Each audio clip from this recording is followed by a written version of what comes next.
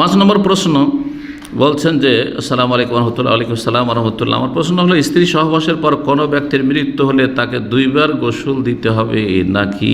জাযাকাল্লাহ খাইর। হ্যাঁ, 2 বার দিতে হবে, 1 বার? আচ্ছা, ওযু নষ্ট হয়েছে, ওযু নষ্ট হয়েছে তার কয়েকটা কারণ। একবার হাওয়া খারিজ হয়েছে, হ্যাঁ, পেশাবও হয়েছে, পায়খানাও হয়েছে, ঠিক আছে, আর কিছু উজু নষ্ট হওয়ার, ওটার গোস্ত খেয়েছেন, তো কয়েকটা কারণ হয়েছে। কয়বার উজু করতে হবে? 1 বার উজু যথেষ্ট না?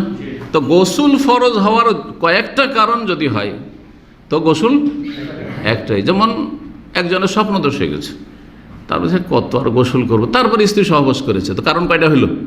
2টা। তো গোসল কয়টা করবে?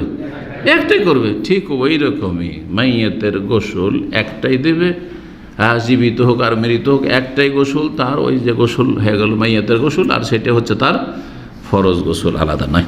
জি।